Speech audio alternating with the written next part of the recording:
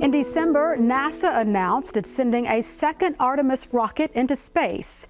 Aiding in its mission, researchers at the University of Kentucky. They've been working to improve the durability of the rocket's heat shields. But this isn't a new mission for students and professors at UK's Department of Mechanical and Aerospace Engineering.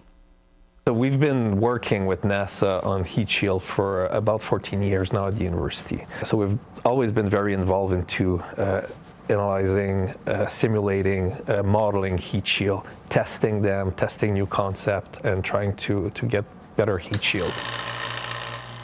Heat shields provide protection for capsules coming back from space, and there's two different types of heat shields. There are ones that don't damage when they come in, so think about like a space shuttle tile that can be reused, and then there are ablative heat shields, which are the ones that we're looking at. Ablative heat shields have a material in them that form gases as they heat up, and those gases push back out, and that provides some additional protection.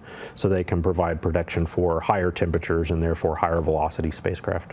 For Artemis 1, there was an issue with cracking, and so we were asked to look at those materials to try to provide data that could help them understand what was causing that issue. So we look at these materials in their original form, and then after they've been used and the gases have been burned out of them in their final form, we look at them at various stages. And so in my experimental rig, we take small pieces of the material and we seal it and push gases through it and look at what pressures are required to get gas to flow through the material. So when gases are formed in these during the ablation process, the gas has to get out, and that can build up a lot of pressure and lead to cracking. And so it's that pressure buildup that we're primarily interested in measuring. I've been doing this as a faculty for 5 years, but in my graduate work, I was working on heat shields as well. So I've been in this heat shield modeling / experiments for over 15 years now.